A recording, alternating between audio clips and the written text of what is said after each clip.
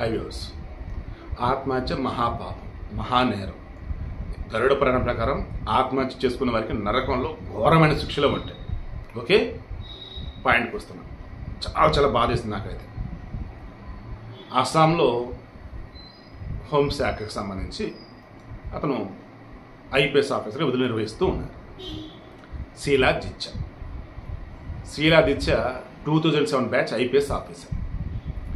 ఇతనికి 2012-11లో 13 పెళ్ళైంది. అమ్మోగయ పేరు కొంచెం నాకు ఇబ్బందిగా ఉందండి. అస్సాం వాళ్ళు. ఆమె వయసు 40 సంవత్సరాలు.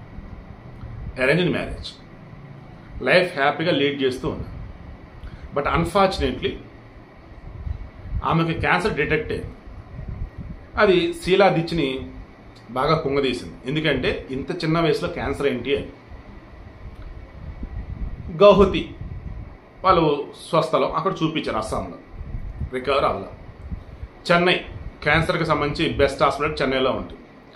ఆడ రికవర్ అవ్వాలి.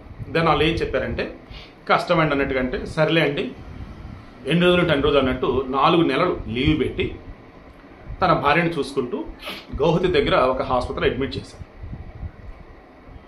2 నెలలు ట్రీట్మెంట్ ఇస్తూ ఉన్నారు.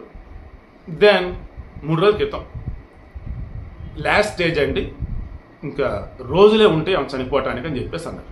ఓకే అండి అన్నారు. తట్టుకున్నాడు. ఈ శీలా దిచ్చ ఐశ్వర్యున్నటువంటి వాళ్ళ ఆమెను చూశాడు. ఓకే, దెన్ చనిపోయాను. నిన్న చనిపోగానే అదే విషయం అతనికి చెప్పారు. ఐ థింక్ ఆయన క్రిస్టియన్ అనుకుంటా. నేను ప్రేయర్ చేసుకుంటాను, తను చనిపోయింది కదా, నాకు కొంచెం ప్లెజెంట్గా ఉండడం అంటే ఇష్టం, మీరంతా బయటికి వెళ్తారా అన్నారు. దెన్ వాళ్ళంతా బయటికి వెళ్ళారు. బయటికి వెళ్ళిన కొద్ది నిమిషాలకి పిస్టల్ పేలిన సౌండ్ వచ్చింది. దెన్ ఆగమేఘల మీద లోపలికి వచ్చారు.